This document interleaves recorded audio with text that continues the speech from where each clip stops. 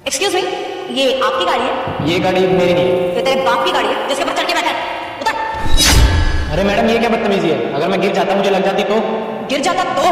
अबे तेरी गिरी हरकत कर रही है तूने, तुझे गिरना ही चाहिए था। तेरी हिम्मत कैसे हुई मेरी गाड़ी के ऊपर चढ़ के बैठने की? तेरे को पता भी है कितनी महंगी गाड़ी है ये? मैडम, मैं तो सिर्फ इस पे बैठा हुआ था। क्या बोली जा रही है आप? अच्छा, मेरी गाड़ी पब्लिक प्रॉपर्टी है कि कोई भी आके इसमें बैठ जाएगा? ना औकात में रहना सीख।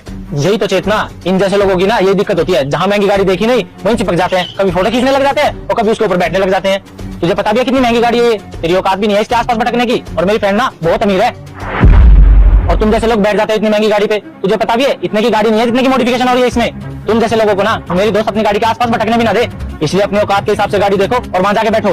देखिए, आप दोनों बड़े बदतमीजी से बात कर रहे हो मुझसे, थोड़ा तमीज से बात कीजिए। चेतना, एक बार वहां देखना, इसने गाड़ी पे डेंट मार दिया है। इससे पूरा खर्चा लेना 25,000 रूपए।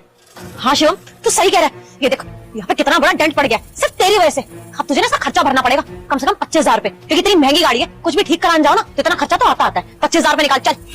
मैडम, आप कौन से डेंट की बात कर रही है? मुझे तो कोई डेंट नहीं दिख रहा इस पे। दो लोग बोल रहे कि यहाँ पे डेंट है, तेरी अकेले की मानी जाएगी? चुपचाप से पैसे भर इसके। देखिए मैडम, मेरी वजह से कोई डेंट नहीं आया और मुझे तो इस पे कोई डेंट दिखाई भी नहीं दे रहा। आप पता नहीं क्यों मुझ पे ब्लेम लगाई जा रही हो। और जब कोई डेंट आया ही नहीं तो मैं पैसे क्यों दूं?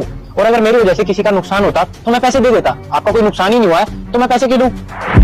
अबे मुझसे ना बहस मत कर, फालतू का टाइम नहीं मेरे पास कि यहाँ पे बैठ के तुझसे डिस्कशन करूं मैं। चुपचाप से पैसे निकाल, नहीं तो तू जानता नहीं है कि क्या कर सकती हूँ मैं। अभी तो प्यार से बात कर रही हूँ। अगर मैंने अब यहाँ पे शोर मचा दिया ना वो सोसाइटी इकट्ठी हो जाएगी और ये बोलूंगी कि छेड़ रहा है तू, झूठा इल्जाम लगाऊंगी तुझ पे। फिर तू जानता ही है कि भीड़ क्या हाल करेगी तेरा। चुपचाप पैसे निकाल और निकल यहाँ से।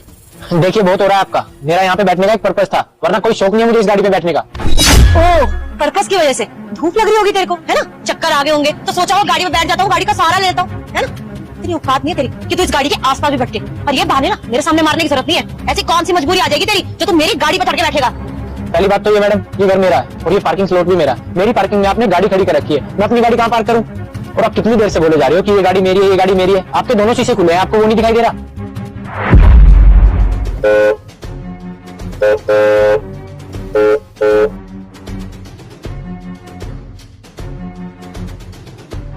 कौन है ये और किसकी गाड़ी है जो मेरे घर के सामने लगा दी? दरवाजा भी खुला हुआ है।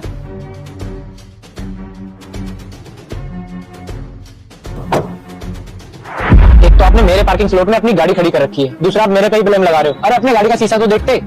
अरे मेरे को कोई फर्क नहीं पड़ता अगर आपकी गाड़ी चोरी हो जाती तो। अरे इंसानियत के नाते बैठा था, कहीं आपकी गाड़ी ना चोरी हो जाए और आप उल्टा मुझ पे ही ब्लेम कर रहे हो।